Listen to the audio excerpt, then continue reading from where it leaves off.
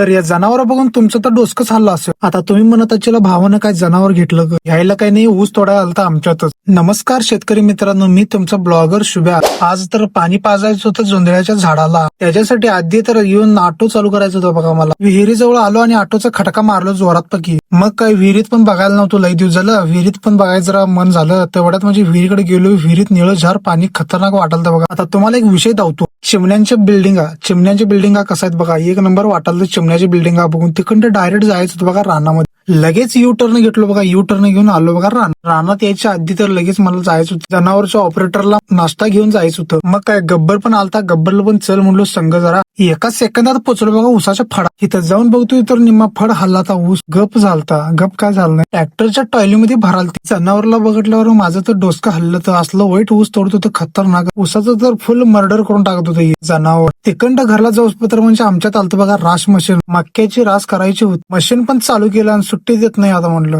बका भाऊ पाट्या भरालते आणि मी पाट्या टाकालतो बघा मशीन मध्ये. पाट्या काय टाकायला नव्हतो, मक्याची कणसं वातालतो. तिकंड लगेच आलो जनावर गोट्यात आहे की नाही बघायला. जनावर गोट्यात काय नव्हतं, जनावरला आणली ते डिझेल पाजायला चालू केली ते जनावरला. तोपर्यंत एक मामा आलता. मामानं रात्री 90 पेल्याला व्हिडिओ काढून आणून आम्हाला व्हिडिओ दावालता. आम्हाला म्हटलं आम्ही त्यातलं नव्हतं, आम्हाला काय दावू नका. तेवढ्यात म्हणजे हे आहे बघा, जनावरचं काय पण मटेरियल खराब झालं तर लगेच ऑन द स्पॉट लगेच बदला येते. डिझेल बॅरेल न जायला म्हणताना डायरेक्ट वतायला चालू केलं बघा मालकानं. पाणी वतलं का वाचालता बघा मालक. आजचा ब्लॉग इथंच संपतो मित्रांनो. आपल्या पेजला फॉलो करा आणि युट्यूबवर बघत असला तर सबस्क्राईब करा. आपल्या चॅनलला असलेच व्हिडिओ येत राहतील.